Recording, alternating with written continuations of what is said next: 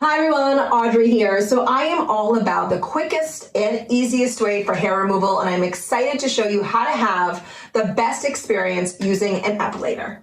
Now, hair removal has never been easier or more efficient than with an epilator. It removes hair from the root so it doesn't grow back as quickly, and you can use an epilator on your legs, underarms, bikini area, face, and whole body. I personally prefer Philips epilators. All right, I want to walk you through how to use an epilator for the best results. I've been using them for years and I have just been such a big fan. Now there's a secret to the sauce with epilators, so I love that I have the chance to share with you some of my top tips. Let's talk about the right time to epilate. Insider tip, epilate right after your period. Now this is important because some women report that they're least sensitive in the 3 or 4 days right after their periods. So this is usually a good time to try epilation for the first time.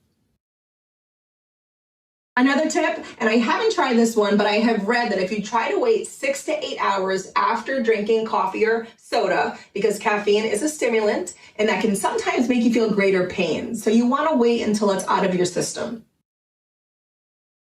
So when you're deciding on the best epilator to use, my suggestion is to use a wet, dry epilator.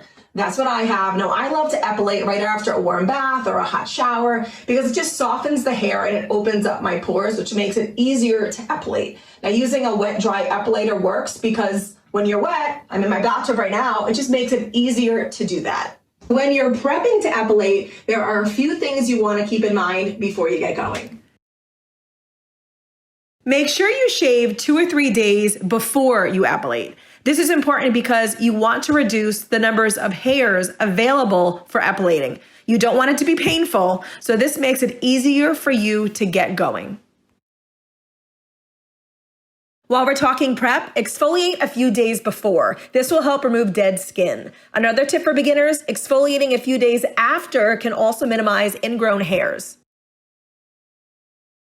A few other things to keep in mind as you're prepping to epilate: take over-the-counter pain medication 30 minutes before epilating. And if you know you have sensitive skin, you can always use a numbing cream before.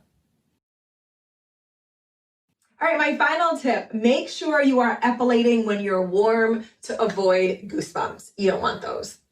So are we ready for the demo? Because I know I am. Let's get going. Make sure you're in a comfortable spot where you're about to epilate. Now, I love to do it here because I can sit down and I can easily maneuver my epilator by putting my leg up on the side of my tub. You want to make sure you pull your skin taut. So just stretch your skin like this, however it's most comfortable for you, but just get a flat, tight skin surface like this to epilate on because you will capture as many hairs in one pass as possible. So basically just think of it like this. The fewer passes with your epilator will be less painful.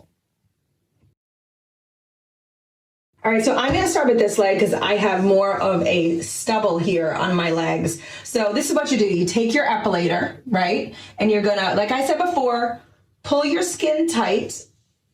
However it's easiest for you, pull it tight. Take your epilator, hold it at a 90-degree angle against your hair growth. I'm gonna turn it on, you're gonna hear it. Let me, just like that, okay? So I'm gonna put it back on, and then I'm gonna just start working right against the hair.